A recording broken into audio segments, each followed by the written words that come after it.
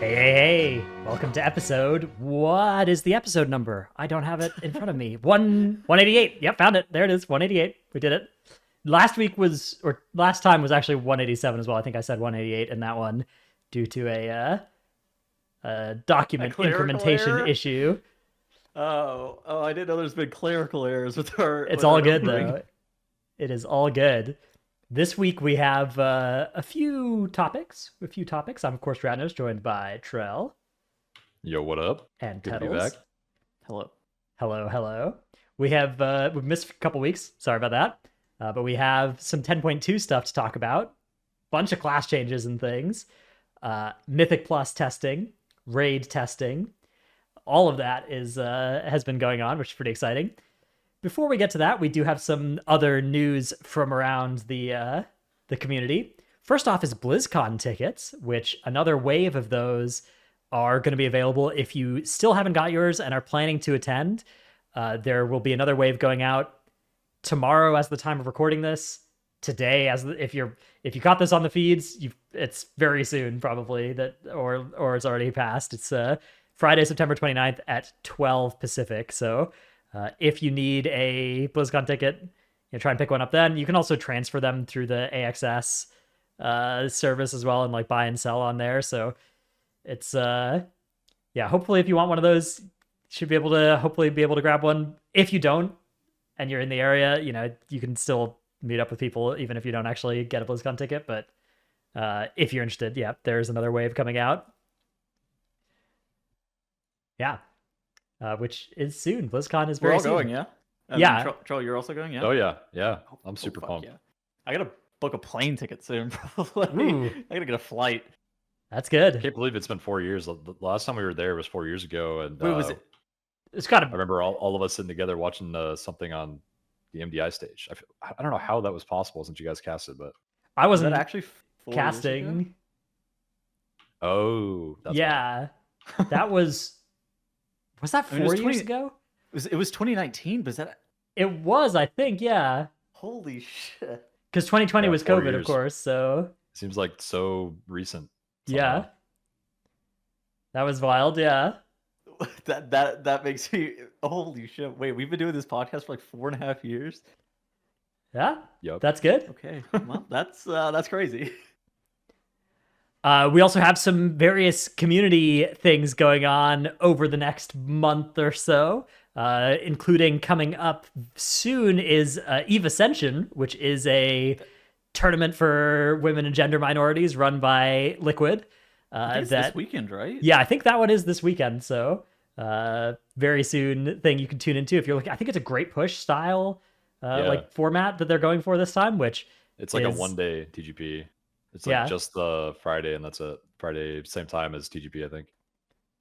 Wait, so it's tomorrow? Like it's Friday, or it's just the Friday? Of Oh, TGP? maybe it's Saturday. It's Okay. on the 30th, Saturday. Saturday the 30th. Yeah. So that should be good.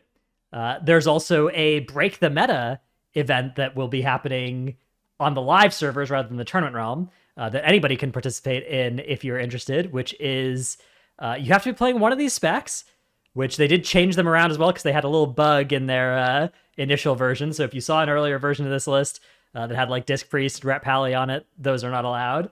But these are the specs that you Disc can and play. Ret? Yeah. For if you're interested in competing in that, which Trell, you won the last Break the Meta, right? So you planning to play again this time?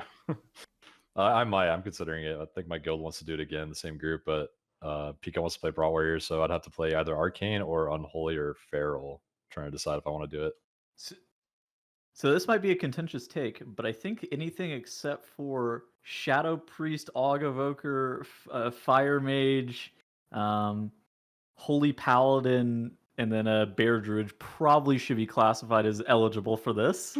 That's what I'm saying. Like, how is stuff like Windwalker not on this eligible list? It's crazy. Red Yeah. Paladin apparently too powerful and had to get axed from the list as well. Ret Paladin that does half the single target as most meta specs. And Yeah, it's tough, right? Because like, do you want to do this objectively or do you want to do it like subjectively? Because if you're doing it objectively based off representation, specs that are like popular but not especially good, like Ret Pally, will be over because just a lot of people play Ret historically. And then Yes. also I think they always want to include at least one spec of every class. I remember that being something they did. So that's why Arcane is on here, even though Arcane is just that spec's just good, right? Like that spec It's is just that's by far that's- the best choice, I think. we play that spec in just some push keys sometimes. Like that is just normal to have your mage sometimes swap to Arcane. So I mean, after a couple rounds of fire nerfs, some mages were gaslighting, saying that Arcane is the go-to spec. Like that, it was a spec that is that good that people are it's like, many "Oh, of yeah, my it's score keys have an playable." Arcane mage in them. It's like it's not. Yeah. I mean, honestly, I've been playing a lot of Fire Mage, and comparing it to what some Frost and Arcane Mages can do, they both do more damage, just straight up. But people are just so used to Fire because of how volatile or how flexible it is. Yeah. What damage it stops. That's I think really nice. I think Fire also fits better into that comp, just generally. Plus, like, having a cauterize is stupid. Yeah, cheat death, and you play heavy verse, like you have 30% verse. It's Mhm. it's really good. So yeah, that's something you can do if you are playing these specs and interested. Check more out about it on Raider.io. But Yeah. that's Cool good. community stuff. Yeah, all that's I our say. community stuff. We also have some other patch 10.2 stuff that is in, which is the Hunter raid buff has been added to the game, which there it is. It is Hunter's Wow. Mark, which is going to increase all damage taken by the target by 5% while the target is above 80% max HP. Now, you guys laugh at this, but this is a real effect. This is average out to 1% damage increase over the course of a fight, which is definitely enough to earn a raid spot. Like a 1% raid damage amp is worth a raid spot if the damage is relevant, which, like on Starcraft it would be. On Echo of Neltharion it wouldn't be. On Razageth, it would save you a lot of P1 pulls. Like Razageth, it wouldn't help on your kill pull, but it would save you a lot of P1 progression time. So I would count that as value. On Jailer, it would be good. On Sylvanas, it would be mid again. Like P1 is long. The boss spends a higher percentage of the fight above 80% health, but P1 is also less relevant. So that, Sylv Sire, I don't know. Like I think most fights, this is either okay or good. And then there are some fights where it's like Echo of Neltharion is like actually nothing. Mm-hmm. What about council fights? That's so toxic. Oh, or you can't. I will say you put it on one target. Yeah. It's better than some of the other shit that people classify as a raid buff, like Evoker buff. Yeah, it's certainly better than. I think it is better than the Evoker Blessing of the Bronze, which is not really a real raid buff. I don't know. I think that this is enough to make the default comp include a Hunter. It's obviously like 20% or 25% as powerful as Chaos Brand or something. But there's room for like that's still good enough to guarantee a raid spot, I think, in it's like most many end bosses. 1/10 as strong as Mark of the Wild. Probably. Yeah, so compared to Mark of the Wild, you're quantifying the defensive value of Mark of the Wild. You get 3% healing, damage, and 1.5% DR from Mark of the Wild. Yeah, it's less good than Mark of the Wild for sure. But again, like, you can never cut a Mark of the Wild, so I guess my hot take is I kind of wish all the raid buffs were like this, because I think this is the point where it's like an optimal comp would include a Hunter, but like one guild in the world top 10 might not play one and it might be fine, right? But like most will play one because the raid buff is valuable. The first Hunter is bringing an extra chunk of damage. I think first off, it depends on how good or bad the class is. I do think 1% like group wide damage is actually something that having a more optimal class in certain spots can make up 1% like group wide damage if you bring something that's better. Because I mean, typically classes range from about 6% group damage to about 8.5 on like the high end. And say you replace one of those 6% classes with an 8.5%, that is more value. Exactly. I mean, it is slightly but, more valuable. Effectively, Hunters have the first Hunter in the raid comp has gained. What is it? So 1% out of 6%. So it's basically gained like a permanent 15% damage increase compared to previous patches, which I think is enough to mean that you'll usually play one if damage above 80% is relevant on a given fight. If it's not relevant, then obviously you're less interested or you're not interested. But I think the thing is that even a lot of the fights where damage above 80% ends up being irrelevant, it would save you prog time in P1, and it's more potent in P1, right? Like, if you think about Razageth P1 pushing, that gets 2.5% easier with Hunter's Mark, and that's a lot. So, Sure. I don't know. I'm a little bit more like, I think that this is a bigger deal than it looks. I think this is closer to a Hunter raid spot than a nothing. I mean, this is definitely what Oh. should have. Okay, so here's the thing. This is definitely what should have happened. I think the best option is that I think that they need to axe the raid buff system just as a whole going into 11.0. I think that, like, I mean, you can pull up some of the tweets that people are talking about, right? Like, Yeah. Thune and Max had some pretty interesting takes about just like how this system is working out. So now there are apparently 5 specs that remain without a raid buff. It's 2 of the shaman specializations, then all 3 of the DK specs. It depends on how you classify the raid buffs, right? Like, Max had this graph, which he's included DK in here as a raid buff spec, which is kind of, tentative. Whether that's I don't classify DK or Evoker. Like, I think that you need a DK on your roster, but I don't think you need a DK for every single fight, which is different, right? Like, I think that you need somebody to be able to play Death Knight for 1 or 2 fights a tier almost in a mandatory way, but it's not in like a. Also, they the have to auto be in on attack every slow is boss. actually sick for tank survivability, especially in high end content. But like with undergeared, that is a lot of value. But I do think I think DK, Evoker are a lower tier than Hunter in terms of mandatoriness, and then it's like Hunter, Enhance are kind of that good. Monk is sick. Monk is 2%. Like, Monk is sick unless you're cutting all the fizz, right? Like, but I feel like it's. I mean, there's only like Hunter, Rogue, Warrior really benefit. All the auto attacks of a bunch of stuff. Half the damage of like demo, not half, but some of the damage demo. Oh yeah, demo. Okay. I mean, if Chaos Brand is only 3.5, then Monk has to be 2%. Monk is it's less than DH for sure, but it is. I mean, they like looking at like the DH Chaos Brand value, it's about 3. I do think it's possible that you could do a comp where you cut Monk, Warrior, and Hunter. Like, if the Hunter buff isn't good, and you just say, all right, we're just not going to play anything that scales up Battle Shout, except for our tanks. The enhance also. We'll cut the enhance, we'll cut the DK, and we'll just play like casters only. Like, that package is possible. We've seen that in some tiers.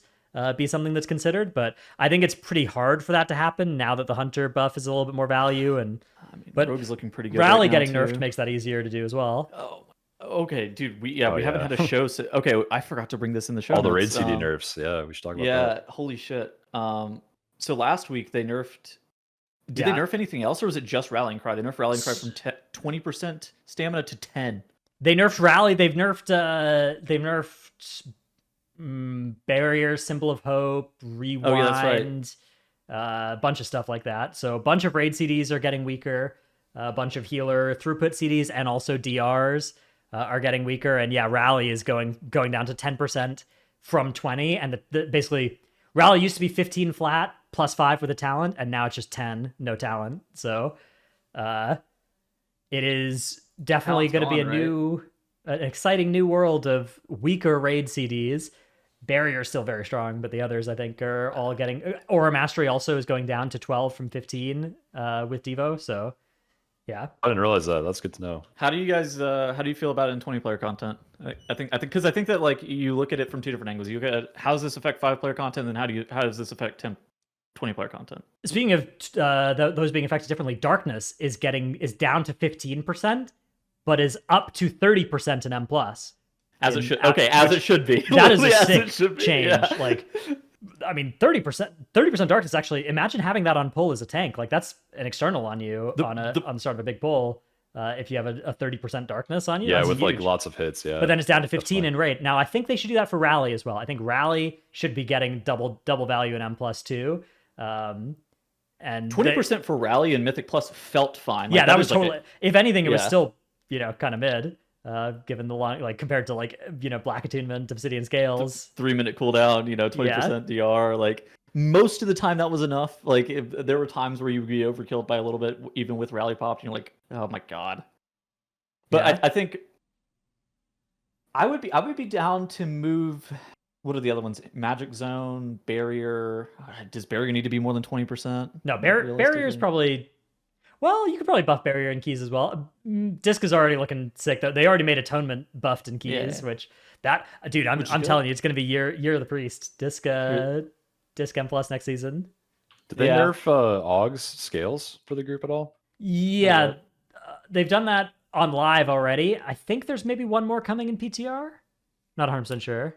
I don't think that's happened yet. Okay. I feel like none of this really matters. Well, it doesn't matter in the context that AUG exists and that it won't make anything better than AUG at making the party survive. Like, it we're actually all hurts saying, other oh, classes' chances, but Oh, Yeah. you're never seeing a demon hunter. Oh, so sad.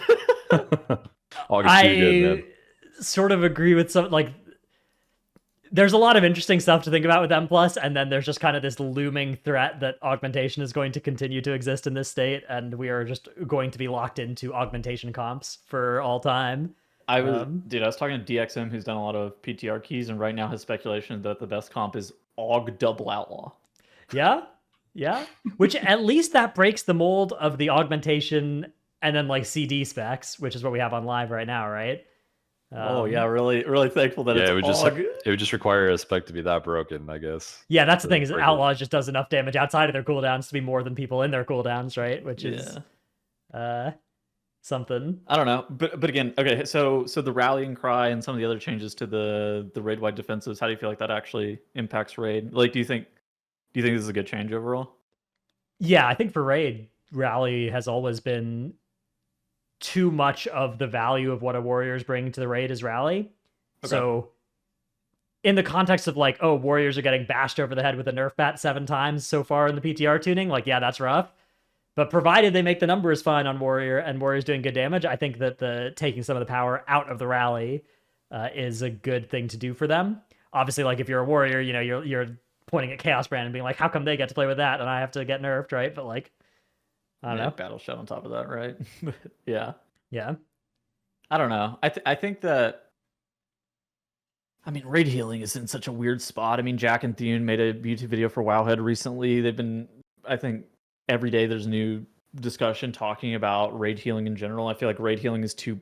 Personally, I think raid healing is too bursty, and obviously having strong raid-wide defensives doesn't help that, right? Because it makes it hard. It makes it very challenging for Blizzard to design a fight that isn't like a burst damage profile whenever you have so many specs or classes that, you know, whenever darkness is too good or whenever rally is too good, it just like mitigates it in such a meaningful way. They were saying it's gone a lot better though because of all these changes, right? They're saying players are taking longer to top off and healing is in a better state already going into 10.2. I believe. I think it's hard to tell though until we actually see it for real. True. I think PTR cycles personally I think PTR cycles always end up faring differently than what we've seen on live.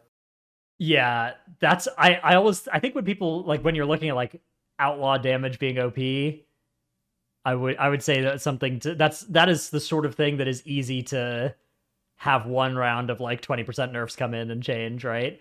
The augmentation style problem I think is the harder one to solve with a numbers change like that. Although a number, you know, if they got nerfed to be doing less damage than everybody else, then maybe, but you know, I'm not sure that they're willing to do that.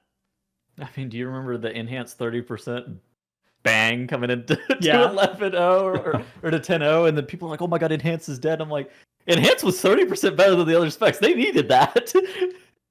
Yeah, and they still ended up being good. They were still good. You're certainly in danger on your class if it's this good months before a patch or like a month and a half before the patch, potentially in this case. Especially when the game is pretty quiet like it is now. Like the only looming problem is kind of augmentation in the public's eye. And now all of a sudden Outlaw is just super OP. So hopefully they don't nerf it too hard. But the new Rogue is very fun to play, I gotta say. Again, I just want to reiterate, I think that PTR testing isn't always like super indicative of like how it's going to be on live too. There's always some things that, first off, go a little bit under the radar for how good they are. But in addition to that, and this is especially true for raid testing, typically it's much harder to play melee in raid testing than it is to play ranged in raid testing. So we generally overhype some of the ranged because like optimization for fights doesn't really happen until you actually need to start optimizing for fights. And melee fucking suck on like heavy movement encounters. There has yet to be a narrative. I at least haven't heard any narrative about it being a melee unfriendly tier yet. which is maybe means it's which going to be a means- melee super friendly tier because Yeah. melee have been looking fine on the testing we've done so far, which means maybe they're going to be insane once we actually get it live. They could just be average. Who really knows, right? Yeah. Also, Yeah, it's you never possible know. just that narrative hasn't developed randomly, but it's still the same as normal. There aren't fights. I mean, and we're probably going to talk about this whenever we see it. Whenever we talk about raid testing specifically, there aren't fights that have like massive spells of melee not being able to hit a boss and a bunch of other garbage. I think that the council fight is maybe the worst one. Yeah, that one's like, awful for range too, though. So that's just a stupid fight. All right. Yeah, the council fight, like that's a classic example of trying to play melee and testing, and you just do 1/3 of the damage as range because nobody, like, first of all, 2 of the bosses just don't move at all currently in design, and then second, they don't know where to put the boss yet because it's brand new. The It's ranged hilarious. also can't cleave half the time, anyways, though, unless you can like stagger walk the boss very slowly. All right. Mhm. Let's move on to our tip of the week segment, where Trell, you got a tip of the week because I don't. I don't know one. Not even All right. remotely have a tip of the Let's week. just do a joint clip of the week. All three of us will do. We'll all do a joint. I would do this with presents whenever there's like a gift and I don't have a gift idea. I just latch off somebody else and be like, can this should be a joint gift from both of us? So, Like the gift that you and your sibling buy for your mother for her birthday, and you've forgotten, and you're like, "Happy birthday! This is from our us." gift. So Our gift. our clip of the week. Thank you, Tettles. Is a Dark Heart Thicket one. What are we looking at here? Okay, so at the very beginning of Dark Heart Thicket, there are these cats, and first off, you actually really want to snap this pack. And so first off, it gets the pack grouped up incredibly quickly, but not only that, but it doesn't let the cats leap off the snap spot. And so doing this strategy at the very beginning of Dark Heart Thicket, pending changes, is incredibly strong. In addition to that, there are these bears, and these bears are kind of dangerous. I would not. At current PTR tuning, I didn't really want to take more than a second stack of the shout, but you can outrange the shout to where you get the damage applied to you, but it doesn't refresh the stack if you're over 50, like 40 or 50 yards away. And so it's kind of coded weirdly.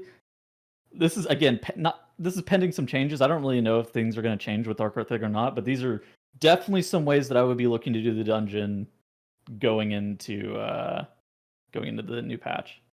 Interesting. Yeah, this is literally our clip of the week. I'm the tank in that clip. Yeah, and I'm not. But yeah, sorry. Thanks for the invite. I'll send you next time. But it's fun playing these old dungeons with Tuttles because we both have different memories of what's going on and what was possible back then. And that I actually could not find a snap spot for that poll, and he had one that he remembered, and that worked. So. Well, they patched a couple of them. I didn't know that they patched a couple of them, and then there was another one. All right. So I don't know. Do you expect that stuff to kind of get fixed, like that specifically?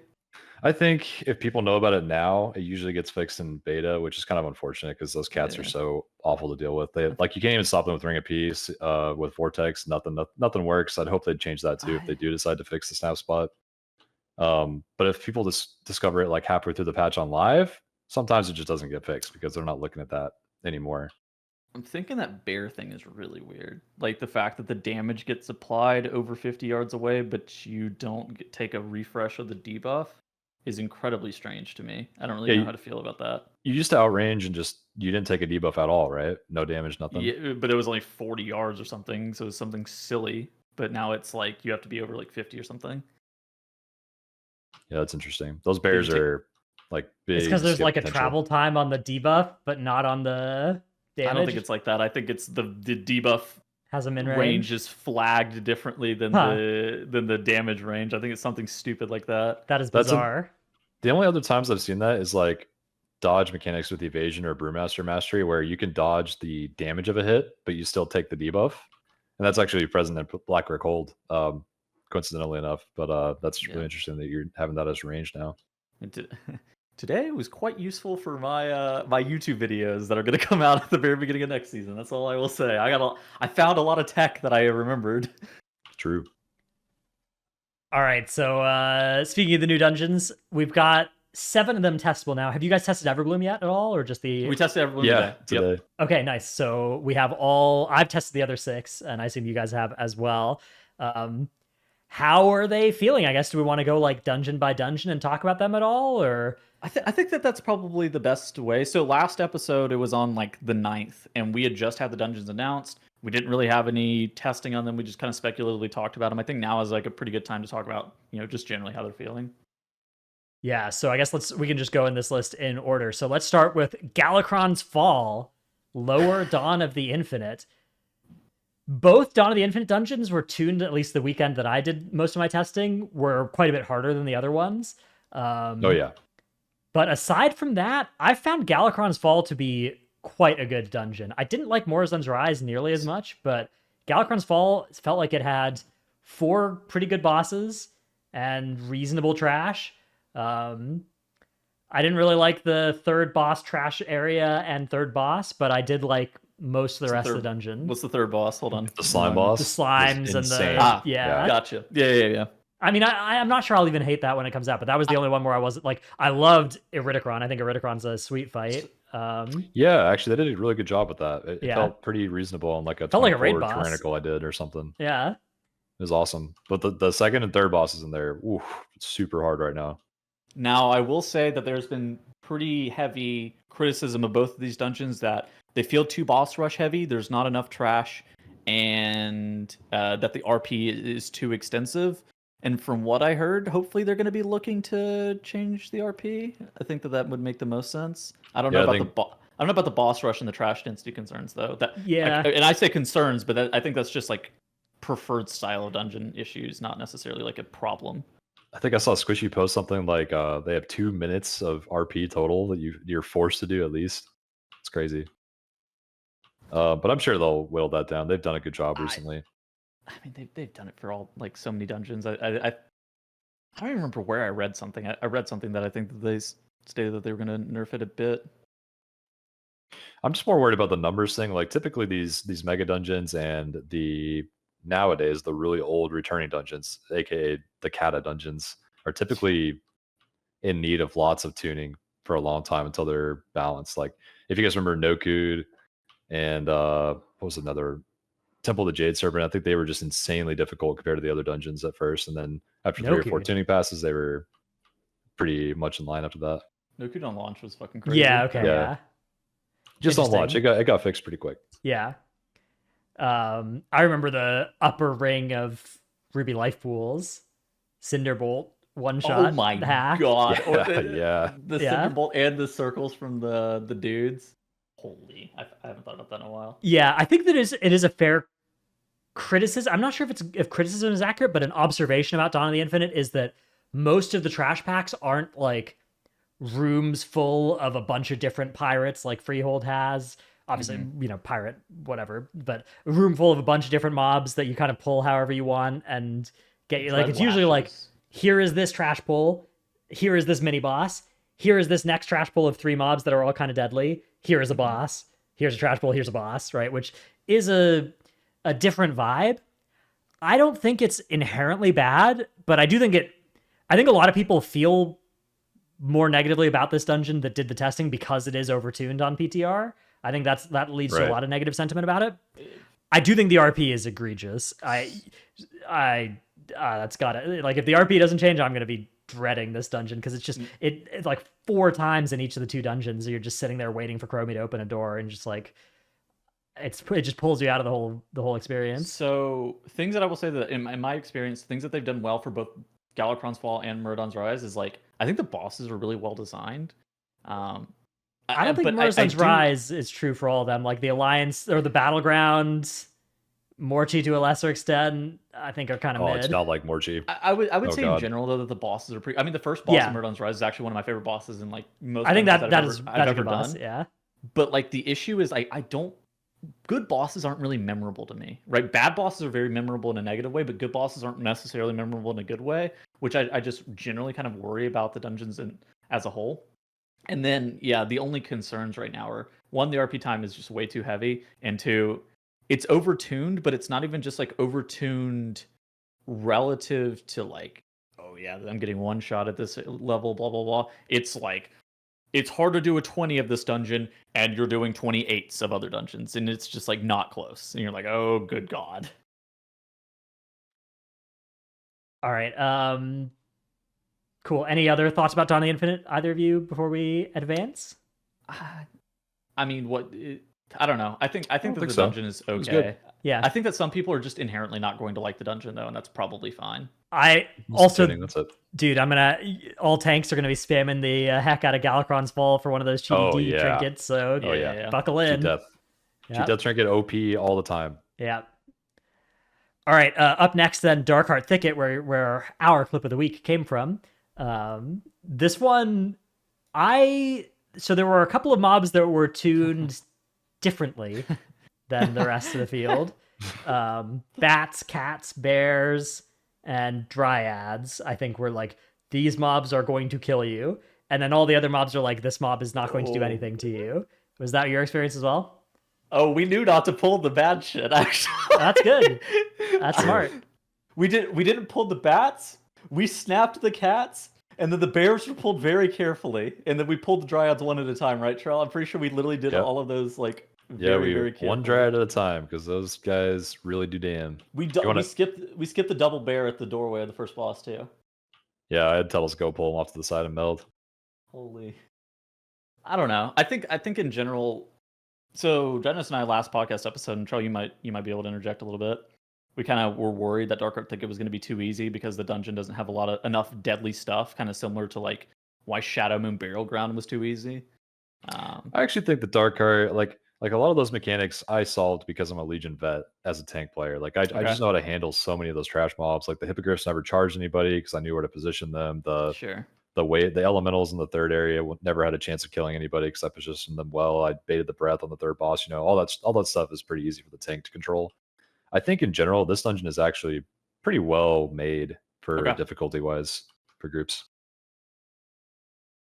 Yeah, I don't think I like the Legion style of some of these mobs will turbo kill you and some of these mobs don't do anything. And like some of the mobs you have to do something specific to them or else they will turbo kill you. So I'd kind of like to see that change, although it is satisfying once you know that and you play around it like you guys were. So I don't know. I'm not sure that's healthy though. Or like it maybe could be toned down a little. I have a slightly different philosophy. I think I really like how those dungeons end up. Like how they ended up in Legion was pretty good, except for just like the unavoidable one-shot mobs. I think if they tune down those kinds of situations, like in this case, if they nerf the bears and the cats to be more playable, then I think the whole dungeon is really fun. I don't think they need to overload stuff with mechanics like they do on all the new dungeons these days, because they always have to end up pairing the back over time. We've seen it over and over again. But that's just my opinion. How was count for you guys? Like we shrouded a couple of areas and like if we held W, we would have been overcount by 11. I think we did go overcount when I was in there, and it's not like we were going out of our way to pull everything or anything. But I'm sure we could have skipped a little bit more. We also shrouded some stuff at the beginning too, so I think it's a bit. I don't know. I think count's pretty good in Darkheart. We chose to skip one area, which is the most of the first area before the first boss, and that's it. Pulled everything else. We could have probably. I think that we probably should have skipped the double keepers, looking back in retrospect. But I don't know. Yeah, but then you have to pull more cats. That's scary. Good point. I don't know. I don't love that. I don't love the prospect of that. I don't know. It's better. It's in a better state than what they did to Blackrock Hold, I think, where you have to kill literally every trash mob in the dungeon, including one wing of the first area. Yeah, so that is our next dungeon to talk about, which does have, like you said, the trash count update is you do have to get basically everything. I will say one of the more fun dungeons that I played. I actually thought I enjoyed Blackrock Hold. I thought that the dungeon was actually. That's a great dungeon. I've always found it fun. Yeah, no complaints. The upstairs pull before the boulder gauntlet. Yeah, where you just pull everything though. Oh, yeah. Goodness gracious, that's a fun pull. Yeah, that last area was so fun. When the worm things are Beyblading around as well, and it's like, oh man, that's good. Okay, those mobs need some work. Let's be honest. They don't have a cast time. Those mobs are always bad. Like, let's not even lie. I learned this. If you death grip one of them, it's still spinning, and it will kill anybody that it gets gripped through. So it has no cast bar. It's just spinning, and it's gonna kill your ass. That's all there is to it. I think overall though, the best redeeming quality about Blackrock Hold is I think the bosses are pretty fun, right? Like I think overall the bosses are pretty good in here, and then Yeah. you're doing trash pulls of like pretty significant size. And it's kind of I would say it's like hard to get punished. Like your tank can die, but they are pulls that you like can reasonably do with like any tank. You know what I really like about Blackrook bosses is the phases on the bosses is really nice for Mythic Plus scaling. Like the first boss only does a phase at 50%. That's it.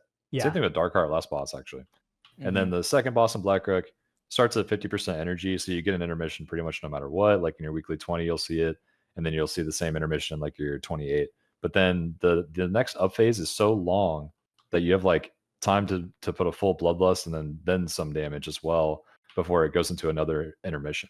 And I feel like intermissions these days, like if you think about Emberon, they just happen so fast back to back, I feel like. Yeah. I think it is much better pacing.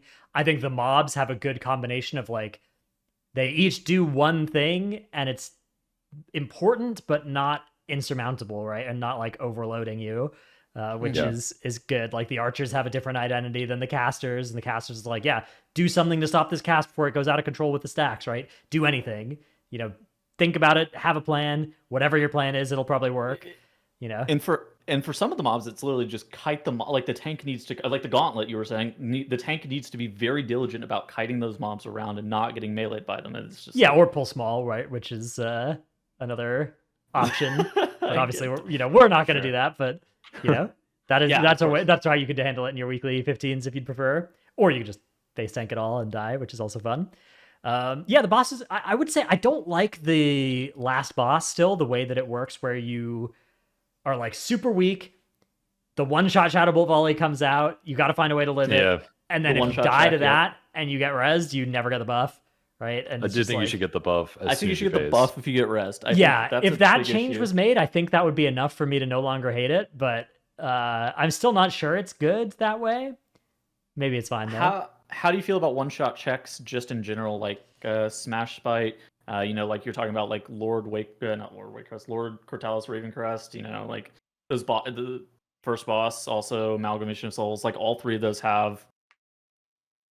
I mean, it's not constant one-shot checks. I guess Smash Bite has constant one-shot checks, but like the first and last boss have like. I think they should be. Like, it can be heavy damage, but I think if you're doing like a 23 at current patch level and you're getting one shot by that without popping something, that's probably a little bit too. Like Smash Bite in particular. First boss, I don't mind, because first boss you can just kill the souls to avoid that. So that is Smash Bite better. is like you only get one shot. I believe you only get one shot on that boss if you take the charge right into his AoE and you don't have something popped and you're not topped. Like I think that's a fine combo of conditions to meet. Yeah. Like avoidable plus unavoidable damage kills you if you don't press something in a high key. That's perfect. Fine. Yeah. I'm totally fine with that. That's fair. Yeah. I do think they need to keep an eye on stuff like that for scaling, though, because I think his stomp. I think Smash Bite's stomp in particular, the fact that it comes out every 30 seconds, you need to really worry about that kind of stuff. For scaling. Exactly. Because he was hitting us pretty hard today. He was hitting us for like 75% of our HP. That's fair. Yeah, I do think the unmitigated, like an unmitigated 75% hit. Say it ever reaches a point where it's 100% hit and it's like at a normal ass key level. All right, something needs to be looked at, I think. Oh, one thing to know about Blackrook is they did a change at some point where every mob that's level 71 is a lieutenant mob, which you can't slow, you can't stun, unCCable. Basically, you can only kick. Yeah. And there's a lot of lieutenants in these dungeons that hopefully they lower their level by 1, like the giant fell guards at the end of Blackrook. Inexperienced tanks are so dead to those mobs. Like I can't even begin to tell you. They how used hard to be that like would be. knockable and slowable and stuff. Now they're just 100 miles an hour at you always. The 500% damage amp on them. Yeah, I mean, if they want us to fight those straight up, maybe they gotta make them not amp that hard their damage. Yeah. I like for us, it just means your tank has to be more diligent about kiting well. Like it's like. Okay. All right, how about Waycrest Manure? All 4 doors being open in this place. Ooh, love that. Such a good change. Really, we asked for that for years. What a single change to make a dungeon great. Like. That is probably the biggest example of change one thing about a dungeon and bring it from C to A or whatever is that one for Waycrest. Like wow, I'm excited to spam this place. I honestly, my one wish is they put more of the good trinkets in this dungeon. Cut them out of there. Like bring that cheat death trinket into Waycrest. That's what I want. They made witches much easier from Yes. whenever we were doing testing. The triad or the spawn, the random proc or the bonus witches that would proc when you walk in places. Oh no, I was talking about triads. Yeah, sorry. triad's a lot less lethal. Which is probably fair. Triad was very much a overtuned boss in BFA, right? Like it was. Oh yeah. You would do Waycrest, and the question was just, are you going to live Triad, and then are you going to int in the rest of the dungeon, right? Yeah, exactly. You get to try it as fast as you could and lust it to see if you'd pass or fail the dungeon, pretty much. So I did the dungeon once today. We crit errored on the first boss and left, but I'd done the dungeon once in the past. good. We breezed through it pretty easily. I don't know. It didn't feel like it was like. I was playing with people who played in BFA, right? I couldn't tell if it was easy because we'd all played, or if it was easy because they took a lot of the difficulty out of the dungeon with nerfing Heartsbane Triad. I couldn't really tell that much. I think it's a veteran issue again, where it was solved by all of us knowing what to stop and do all that stuff. Because I did the same thing with a bunch of BFA players, longtime Mythic Plusers, and it was pretty easy. But we all AoE stopped the maggots constantly, kicked infest, dispelled the thorns from the witches all over the courtyard. Didn't die to the tree invisible mobs that attack the healer and one shot the healer during the soak. No, that should probably be updated, by the way. That's kind of outdated. No, that would never happen. Yeah, funny mechanic for sure. I don't know. Like, what did you think about this dungeon whenever you ran at Dreadness? Did you think it was too easy? Like, it's so hard to tell. Yeah, maybe a little. I loved what they did with the end of this dungeon as well, with the mobs that leap down there. Now they actually do like a nice slow leap animation that you can dodge. You can dodge that? Okay. Yeah, it's they also go one at a time. Yeah, they go one at a time, so you don't just get the 5 leap on somebody they're dead thing. It's like, that pull is going to be good, and you don't use a spot anymore for it. You just fight it straight up, because I think it doesn't respect the spot. You can't anymore. use a spot. Yeah. I tried to get in different spots, whether it be in the Gorak tool room, whether it be on top of the pillars, whether it be in that window. None of them worked. They all just jumped on you. Oh, what a good change to make the pull. And see, this is the big combo, right? Like, remove the way that we exploited to do the pull in the past, and make the mobs not stupid at the same time, right? Like, yeah, exactly. Make it fun to do them straight up, which they've done here. Which, yeah. I really hope they do this to the Sards and the Taldazar, man. That dungeon is going to be miserable unless they do something similar. Well, so Taldazar, that's next one up here, because like you're saying, the snap situation, right? That's yeah, exactly. Yeah, they fixed the snaps. Mostly, like, you can still put ranged players there, but like melee players would just instantly die if you take the available targets for the Sards down to 1. Unless they change them to behave similar to what they did with the Waycrest mobs, I think they're going to be very miserable all season. I don't see a world where you ever pull trash on the left side right now, as it currently stands. The Juggernaut stuff, you mean, up there? The Juggernauts and the Purifier and all that garbage that was on the left that nobody really ever pulled either. But now I see even less incentive for you to pull it because of the count situation with going right. Because as it currently stands, going right is like you skip 2 really annoying packs, and then you fight the pack in front of Volcall.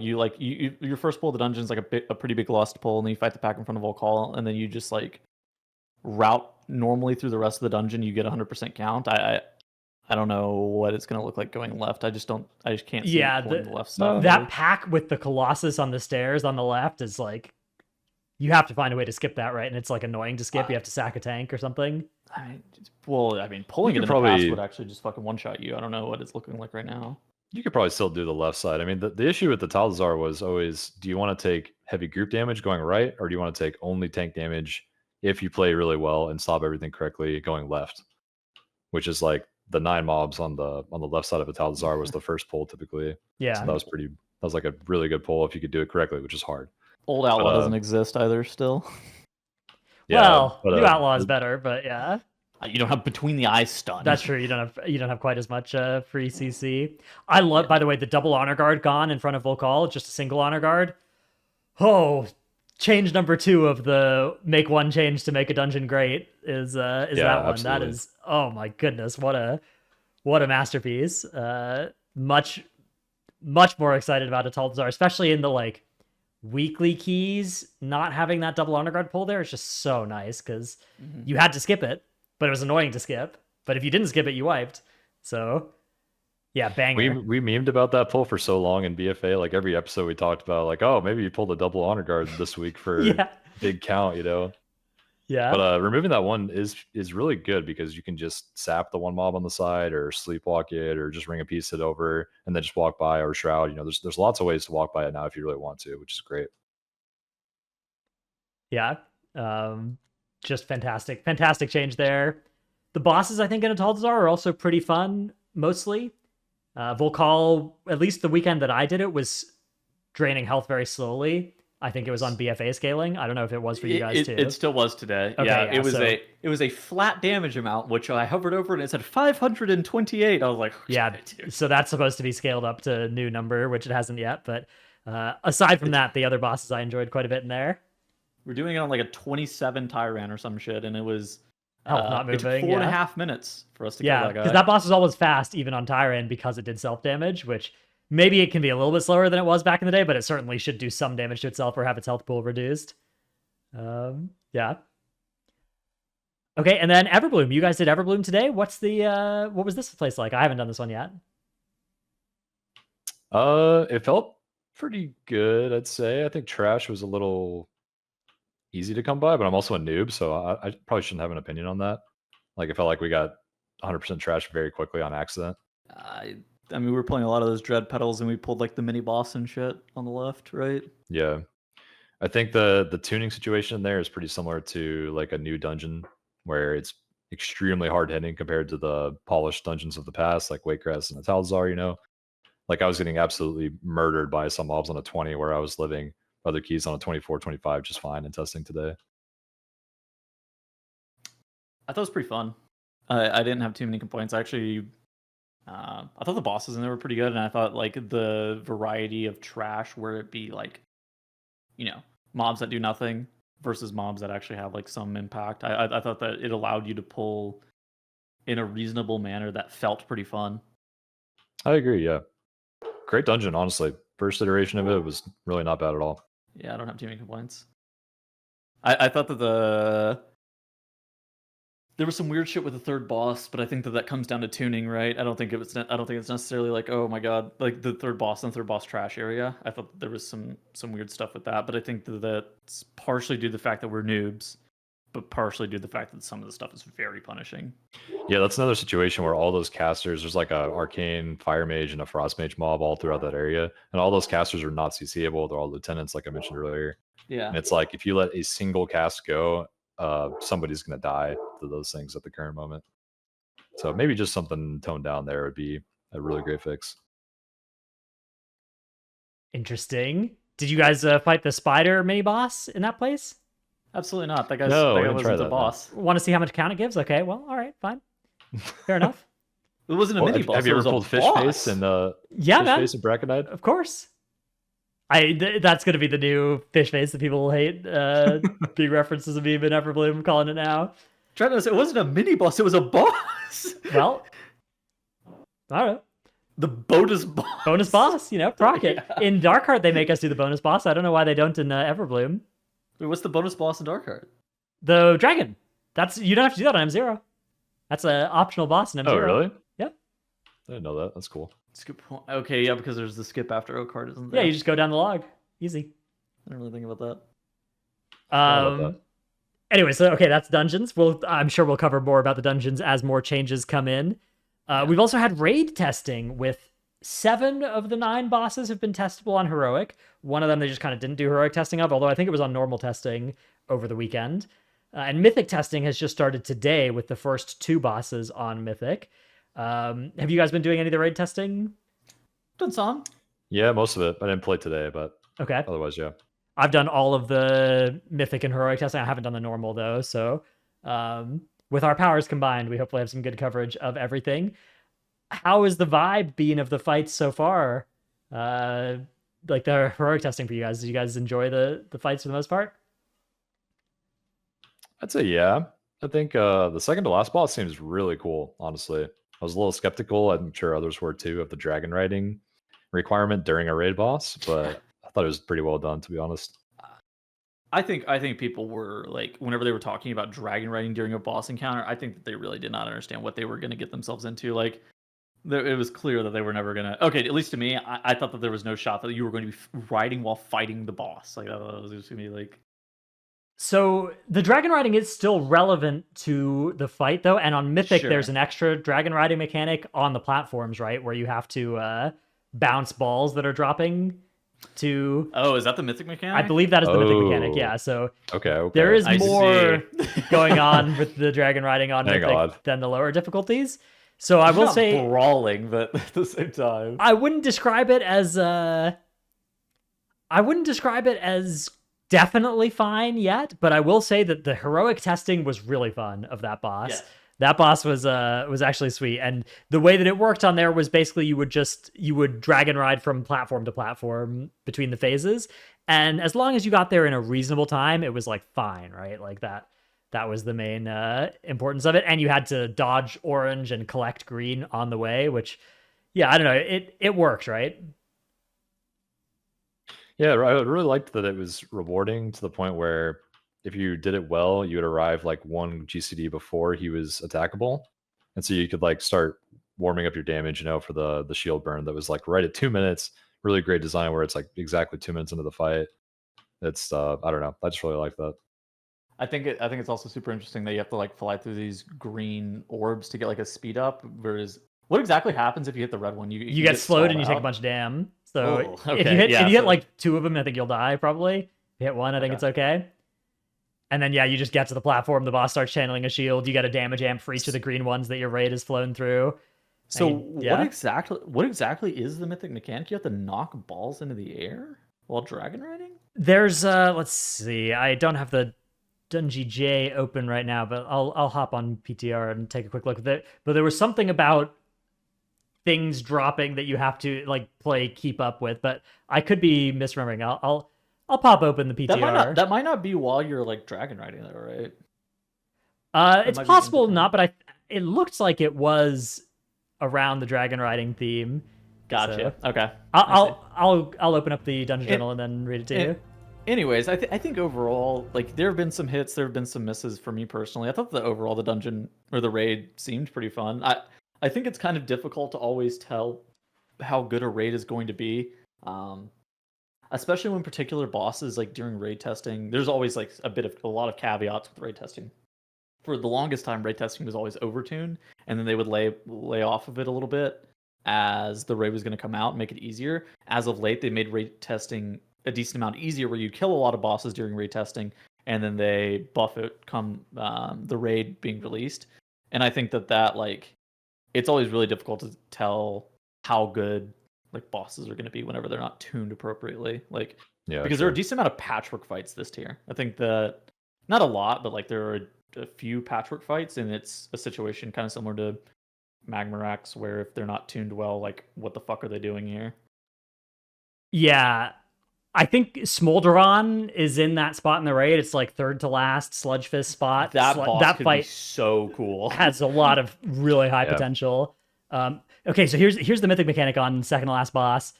In the last phase, flaring owl form.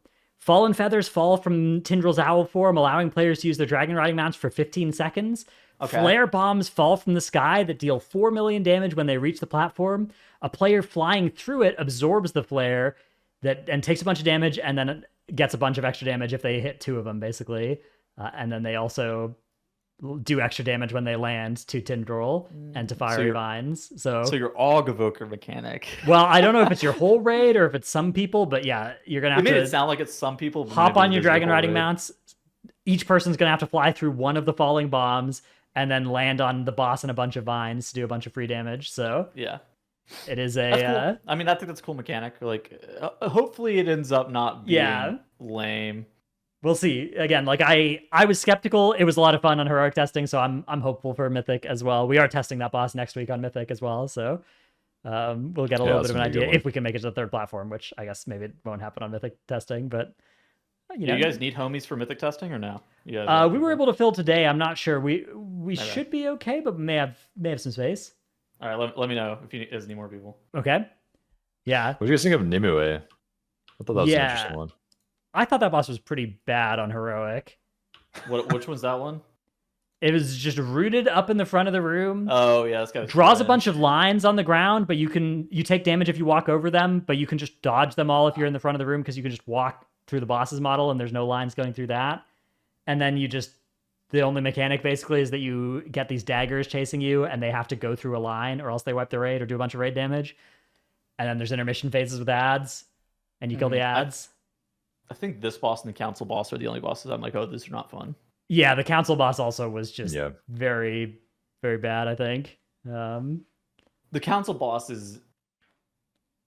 I mean, I don't know how you guys feel. I generally am not like super hot on council fights. And then on top of that, this is a non-movable council fight. And you're like, oh my fucking God. Yeah. Well, it's Boom Conjuring, but yeah, for most specs. That's not my dream. That boss sure as hell is not my dream. But yeah, I would say Smolderon looks like it has a lot of potential. Tindril looks like it has a lot of potential. Farok not being tested, so obviously we don't know. But I think it's possibly going to be there's a good chance that the raid is quite good here. And there's a lot of potential in a lot of these fights, so I'm looking forward to it. How are you feel? Like, Same. what do you think about tuning? What is your ideal level of tuning? Harder a little bit than Aberrus. Not too much harder, but a little harder than Aberrus. No Magmaraxes in the middle of my raid. No Zaskarns in the middle of my raid, and we're pretty happy. I saw Relo had a hot take where he thought that this tier was going to be one of the best tiers of all time because the dungeon journal was so fleshed out before we even saw testing of all the bosses, which is actually the bosses were better tested. I think personally, like there was very few buggy wuggies. Yeah. Yes, less shenanigans going on. There was some obviously fucking bugs during testing. Like it is what it is, but less like absolute.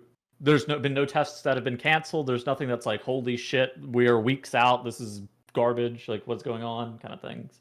Yeah, that's definitely that's a big upside. Like no bosses crashed the raid except like some lag from a trinket, but that wasn't the boss's fault. That was the trinket's fault. Yeah. That's the only thing that's happened so far. Yeah, we'll see after this raid, I guess, if there's a correlation between polish on PTR and polish on launch. So that'll be interesting. I don't even know if there will be. Yeah, I'm not sure if there will be either. So they've built in the legendary and the Helm enchant as ways that we're getting buffed in the second month of the patch, right? Well, I don't know when the legendary is coming out, but we can assume probably sometime around then is when you'll be able to actually compile that thing, however you make it. So, do we know how to get it? Is it like we don't know anything about that, but we do know that the Helm enchant is going to be obtainable in the second month, which is like a power spike. So that's like some craftable shit, isn't it? Yeah. The Helm enchant, something that you. Like it's time gated basically in some way. I think it's behind raid clears of some sort as well. Yeah. Is it crafting reagent based? What exactly is it? I actually have no idea. I know that you buy them off a vendor on the PTR. That's literally all I know about it. I think once you get it, it just stays in your bags. You just apply it to all your stuff. Yeah. Oh, interesting. Okay, so maybe you it's can apply it to all your helms. I'm not 100% it's like sure. reusable. It's but cool. Either way, it is power that will automatically buff us in the second month, which I think means they will maybe be able to aim the raid a little bit harder at the start and then have us actually gain power to beat it over time rather than the Aberrus phenomenon of, most of the power was available in the first few weeks, which meant that in order to make Rashok and Sarkareth easier, they had to nerf those bosses, even though they were maybe reasonably tuned because players weren't just getting strong late in the patch, which this time around we've got that. We've got the legendaries, we've got the Helm enchant, we've got release valves instead of them needing to nerf the fights. That should hopefully mean you don't see something like the Sarkareth pull count phenomenon, which let me see if I can pull this up on old prog stats, where Sarkareth, if you're reaching Sarkareth now, your pull counts are higher than the Race to World First guilds. Like pull counts on Sarkareth now, look at this graph. The average the median pull count for Sarkareth now is over 200. Mode pull count on this bar graph is now over 200, which Sarkareth was much under 200 pulls for the guilds that reached it first, but because the guilds that are reaching it later are just not much stronger in terms of gear than the guilds reaching it earlier, it's just higher pull count. It's I mean, Liquid killed it in 95. I think I don't know. What did your guilds kill it in? It's like 120, and we had like we were 130 something. Yeah. So like all of us now would be in this like these early few bars, the left end of this bell curve, and the bell curve is just getting filled out by guilds that are less coordinated, but aren't getting the help of having more gear than we did. Right. Which something like a helmet enchant that gives you throughput, or something like a getting legendaries on people that it gives you throughput, are going to be things that will make that hopefully less of a problem for next tier. I think it's like StarCraft's a fight where if you just miss a damage check because your players aren't, as polished as the top 100 in the world are, you just have to deal with this like insane mechanic where you have to go down as a raid at the end, get your buffs, somehow survive. Your tank has to carry for like 20 seconds straight, come up, and then you finally get to kill the boss. Whereas if you have the damage, you just don't have to do that part at all, Like stuff like that really impacts these high pull counts, I think. Yeah, it is interesting because we will talk about Aberrus being too easy, and then people will be like, no, it was really hard for our guild. And it's like, yes, this is the same problem. Like something that is too easy for the first few guilds is going to then be too hard for everybody else because if it's because of the gear being too good early on. Well, it's good. Also, like the willingness to nerf something that the community is already being like, oh, it's too easy. They've nerfed Sark twice now, but it certainly still has a lot of those same coordination difficulties to it. I mean, I think the big nerf to Sark was like P1 damage and 5% HP, I think is. They also cut Oblivion by like a third, the dot damage in P2. And P3, which is huge. I mean, those are three massive ones, I think. The 30 seconds extra of enrage at the end of the fight's actually something as well, but I mean, I don't know. It probably doesn't. Once you were reaching that enrage, you were probably killing that boss within 15 or 20 pulls, unless your guild was just having a catastrophe of a regression afterwards, which a lot of guilds have that. That happens. Yep. Anyways, I think that's a pretty good set of discussion for us for this week. We've got some questions and some Patreon thanks to get to, and then we'll save some more discussion for future weeks, which we will be here next week for sure. The week after, so funny story. You guys remember how I was going to get my wisdom teeth out a couple weeks ago? Yeah, you said you were going to get them out the 13th. So they moved it to next month now, to like October 9th. So I can probably do 9th. October 12th, maybe. I don't know. I'm just saying it might be a tentative. I may be sitting there, the big old chin with some bandages or something. I don't know exactly what it looks like after you get your wisdom teeth out, but maybe I'll be there and I'll just kind of be like balls in your mouth, and you guys can carry most of the talking. We'll see. That one might get canceled, but either way, we've at least got October 5th and then 19th or whatever. I mean, now like this part of the patch has definitely been the time for us to take off episodes anyways. Like, I don't know, we'll be back like once the patch hits after BlizzCon. I think that we're probably going to be into regular scheduling for a while. Definitely. Yeah, definitely the plan. There's more shit to talk about, right? I mean, there will then be the Race to World first, presumably, and that will probably take us out for a week or two, but then it'll be a couple months of non-stop content. But tremendous thanks to all of our supporters over on the Patreon, despite us despawning for a month. We didn't despawn for a month. It was okay, like 2 weeks. Man. All right, still, I feel bad about it. They include, I thought I got better at dungeons, but then I remembered they nerfed them. Our Immortal Dawn run was thwarted by Noxpheres on the bridge. Oh, dude, I killed a guildie of mine last time I did that dungeon with a Noxphere on the bridge. It wasn't an Immortal Dawn run. It was just a trinket run. But oh yeah, I'm always trying to kill people with those.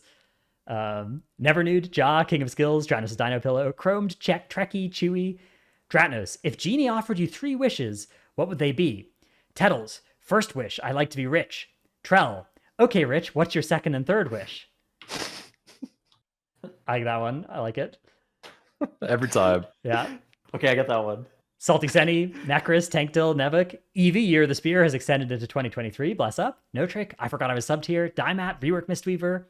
The theme song to Barney ripped off the beat from Yankee Doodle Dandy. Barney is not a friend from our imagination. He's a backstabber who robbed our forefathers. Okay, that name went pretty hard. Let him cook. Nyx, oh boy, big news. Metacom's still a thing. Gallic, Brusif, Dranoshops Abyss, Smolder on D's nuts. M Sanity, Xena, Rogue is now good enough for Prog, but still bad enough to be sat for SLG. Bless up. Red Color, YouTube.com/Workbringer, Alphabet Soup, Druid Friends of Nevermore, Number 1 Simski for Trelsky. Lurka is leaving the East Coast for the West Coast. Does anyone have any recommendations for fried chicken over there? The Thunder from Down Under needs his chicken fix. Milk, milk, milk, milk, milk. Sifay, Pone, Windwalker monks deal with nerfs by rolling with the punches. Ebentoes gang. R.I.P. Ebentoes 2023 to 2023. Gone too soon. Dude, that tier Thesaurus.com is a set's powerful so tool. bad.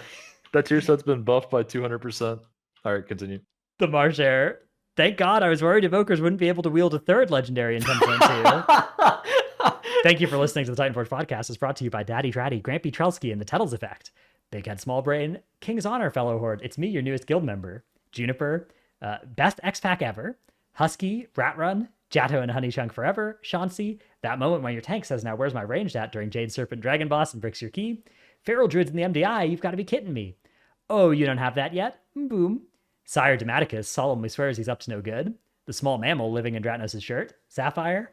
BM changes got me saying yabba dabba doo. Rework DKs, please, Blizzard. I will buy you a dictionary. It defines the word rework. I'm losing my raid to Neltharion Weak Auras and Wolfram Alpha Gamer. Thank you all for the support. All right, Q&A time. Our first question comes from Pyrite Beard in Discord that says, do we think Dratnos would look awesome in a handlebar mustache? This guy came into my chat today and was like, this is my chat today too. Dratnos to do this. And what did you say? Well, I was busy testing, so I didn't really engage with it. I don't know. What do you guys think? I think you would look good with a handle. I think you would look good with a handlebar mustache. All right, well, I'll take that into just advisement. the no beard. I think it would look good. Yeah, I'm in on the handlebar. Yeah. You only YOLO once, Dratnos. You only YOLO once. That's true. Mel from Discord says, now that we know all the dungeons, how do we feel on the melee versus ranged suitability? Are we still thinking triple ranged is the way to go? So right now on PTR, it's an Outlaw Rogue's world due to Outlaw Rogue PTR tuning. Is there anything in these dungeons that would really punish, all else being equal, melee or ranged? I think Decurse and Poison Dispel are quite nice right now. Okay. Which are brought by melee and range, right? You can get those from a few different sources, but mostly it's like Moonkins, mages. It's Druid Mage, like... Yeah, Monk does poison, right? Paladin to poison. Poison's not bad. I don't know. There's a lot of decurses and poisons, though. Does Paladin do poison? All that could change, though. Like, if they just nerfed, like, one curse, you know, it could just change that entirely. It's still pretty early, and these dungeons are very fresh, so... It's not like Mass Dispel. It's not like Mass Dispel was going into last patch where you're like, oh my god. Yeah, that was, like, clearly required, yeah. Yeah. I think right now a lot of the melee are stronger than the ranged for Mythic Plus. I don't think there's anything keeping triple ranged in the meta right now. Yeah. It's also like when the dungeons are rotating so quickly like this, the polls are not fleshed out, at least for the new dungeons and the maybe even the very, very old dungeons that are going to get a lot of changes like that. Those dungeons, the meta changes so much over the course of a season. You never know what could be good. You know, some polls are not melee friendly, some polls are not range friendly, so it could matter farther into the season than normal. Whether you like triple range or triple melee or something. Yeah, I think it is early to know for sure. Interesting to think about, though. Next question comes from Kathu in Discord that says, what armor slot or trinket would you want named after you?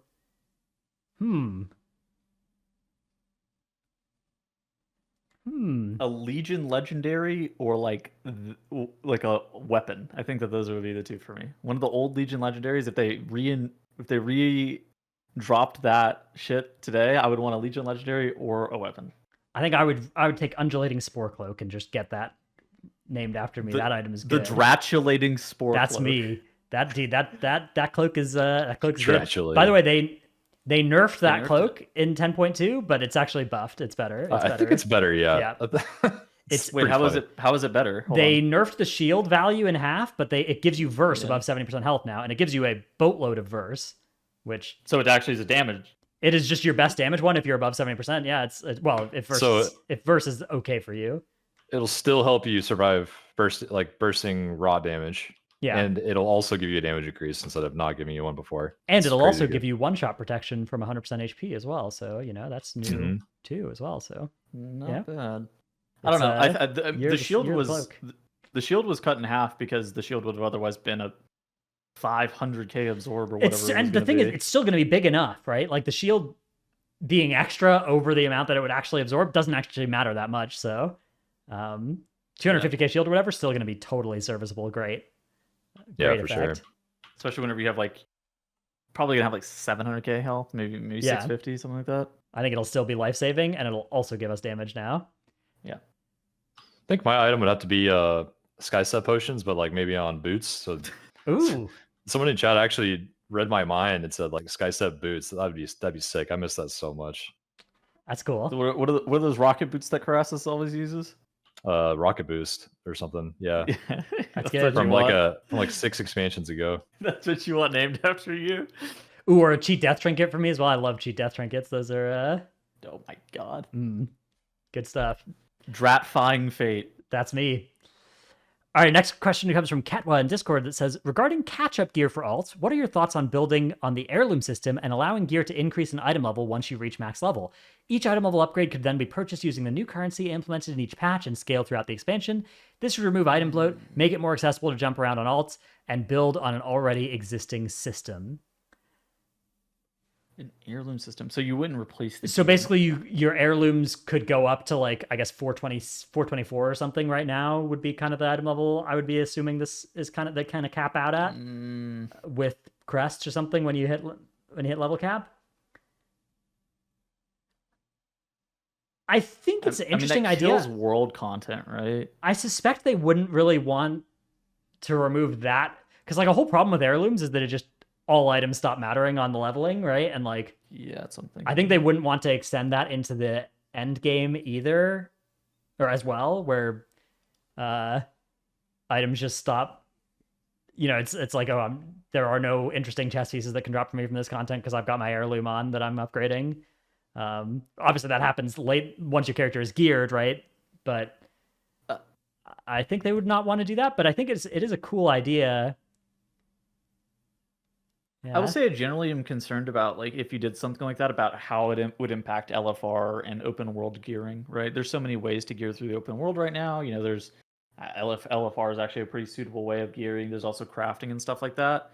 I think that really truncating it down to, especially if heirlooms become the best way of gearing or like the only way of gearing, I feel like Dratnos stated, kind of turning that into the only gear that you wear, I feel like would be a problem. All right. Next question comes from Sarge in Discord that says, this question centers around U.GG and Warcraft log spec rankings for raid. What is more accurate? For example, Ret Paladin on U.GG is S tier, whereas on Warcraft logs, 95th percentile, Ret is bottom 5 on Mythic and lower half on Heroic. Thanks, guys. Full disclosure, I've been sponsored and stuff by UGG in the past and in the future and stuff as well, so take whatever I say on this one with a grain of salt, but I do think it's an interesting question, so is worth discussing. The Ret Paladin, I think, is a cool example as well. And I think that this actually goes for more than just Warcraft logs and just like any data generated ranking system is only ever going to give you a limited piece of the puzzle, right? But we can look at those. So here's the Ret Pal example, right, on Mythic, and then versus over on the UGG tier list where it's showing it near the top instead, right? So which of these is more accurate? I'm not sure. Right? Like I guess it's like depends on what you're looking for, right? Are you looking for an answer of like how good is Ret Paladin? Because if that's the question, neither of them give you full context. If anything, the one that I like when I'm thinking about like what's more valuable for Mythic prog, like I would be looking at what's being brought by top 20 guilds in progression, and there's not even really a good answer for that in a mid patch. If you want to know, like, why is it that Warcraft logs and U.GG are generating a different answer to this question, that is also a very interesting question. I think with the Ret Pally, it probably has to do with, first of all, which percentile are we looking at, right? Are we looking at 95th percentile, where Ret Pally does pretty poorly? Are we looking at 50th, where it's doing pretty well? Especially on Heroic 50th, it's doing extremely well. So that probably tells us, hey, Ret Pally is probably one of the classes that is pretty good on low gear / coordination / skill. Sure. Yeah. And then the other thing I think is like, are we looking at damage to bosses or are we looking at damage? Because Ret Pally generally it's been doing better on damage to bosses than damage, which maybe what the UGG algorithm is looking at. I'm not sure, but either way, and then also I think UGG is factoring in popularity as a important metric that gains something in the tier list, which I actually think is probably better than ignoring it. Whereas Warcraft Logs does not factor in popularity as in the rankings, which can sometimes lead to this weird inverse effect where some really unpopular specs look good. Like Assassination Rogue here is fairly underplayed, but it's doing very well on this metric. Now, partially it's because it's good boss damage, but also partially that's going to be because most people that are playing Rogue are only playing Sin if they're good at it, right? Versus the more popular specs that just have a bunch of people playing it that are less good at it. So I don't know, interesting statistical effects, but my take on it is probably I would not want to rely on either of these without thinking, and I think both provide good information as well. I think that in general, just like data-driven analytics, like both what Warcraft Logs is providing here, what U.GG is showing, really needs to be taken with like a grain of salt. I think that they're very good at specific things, and I think in particular something like maybe showing what talents are the most popular for a given boss fight. Those are the things that are really, really important, because in general, people only play like 1 or 2 builds for a boss, or 1 or 2 builds on a per dungeon basis. And like those are things are kind of like solved.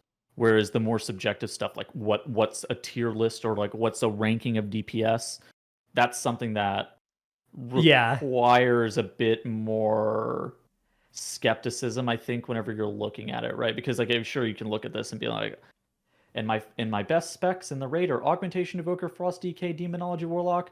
But then it's like, how often are you seeing a Frost Mage, right? Like how often are you seeing that Frost and that Unholy be existing in the exact same raid? Almost never. And the other I mean, especially late in a tier, you get this problem of like Unholy DKs showing up as really good because it's really good at these speed kills, right? Where you're spending a much higher percentage of the time in Lust with PI with all of your CDs on you, killing a boss in a minute and a half or something like that. Which, you know, it's not a bad thing to look at, but it is only one thing to consider. But, you know, these 99, like looking at 99th versus 50th percentile, for instance, does give you a very different where did Frost DK go? Where did Frost DK go, right? That's crazy, actually. Which one of those is more valuable to look at? Like, I think a lot of the discussion that we have tends to be sort of using 95th, 99th percentile, because like that often is like, oh, these classes being played at a good potential. But, you know, a lot of players are not going to be in that sort of environment.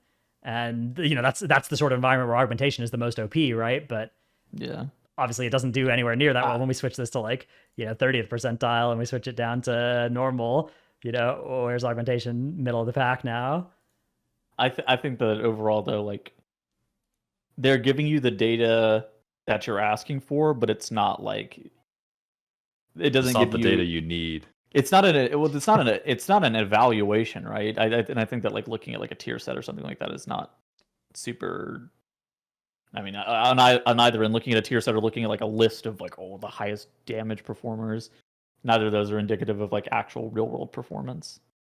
Yeah, I mean, I think it's good to get an idea of what is good, but you know, you do have to understand like what are the metrics that this list is generated off of versus what is the content I want to do, and are these, you know, they're gonna have to choose what to look at, right? And they can't have it for everything necessarily, because these specs function differently in different fights and different skill levels and gear levels and stuff. So it's an interesting question though. It's very cool. I love looking at all the different stats and stuff and trying to understand why specs are doing what they're doing. Yeah, I generally think the best use of those sites is, again, for talents. I think for talents in particular, it's definitely one of the best use cases for that kind of stuff. Absolutely, yeah. Great site. I think that gear can be okay, but then there's also weird things that happen with gear where it ends up showing you incorrect gearing solutions if you look at like BIS lists or something like that. But I think in general, if you're taking, you know, some of the top performers of your specialization and you're looking at their gear, that can kind of give you like generally like an idea of what you're looking for, whether it be what stats should I be prioritizing. Is there any, and if you look down like a list of the trinkets, if every single player of that specialization is wearing the same trinket, you probably want to go get it. Yeah, which you probably want it. There's a lot, and again, like multiple. If you're doing mythic progression, I would always be trying to get multiple sources for, like, I would be looking at top ranks of that spec on Warcraft Logs. I'd be looking at the UGG summary. I'd be looking at the Wowheads guide The for that guides, spec. yep. And the guides have a lot of nuance on how to basically what I would do actually is play. if those three agree on something, great. I'll probably just run that and be happy. And if they disagree, then I'm gonna have to look more into it and kind of come up with a decision based on that. Which obviously that's harder, but especially often early in a happens. tier when people have a lot differing opinions going on. Like as the tier progresses, a lot of opinions kind of converge into like, okay, this is commonly known as the best way to do this boss, best gear to play, best stats, whatever. But like early on in the tier, you may look at 5 players with the same spec and they're all doing crazy different stuff because they have slightly different opinions. Yep. All right, with that, I believe that is the end of our Q&A for this week, and therefore the end of our show as well. We'll be back next week with another one. Until then, happy PTR testing, and good luck to those of you on the live servers as well. Yeah, it's push week. Add this into the end of the show. If some people have made it this far and they have ideas for topics for next week, please put them in our Discord. We are bone dry on content right now. Yeah, we'll come up with something. We can talk more about the we always come in and stuff. clutch hours before, but like if there are ideas for a great show episode and you're like, I want something like this, and you've been thinking about like podcast topic ideas, please shoot them in our Discord. Put them in the show question channel or the feedback channel, probably one of the two of those, and I will find it. Thank you. All right, bye. Goodbye.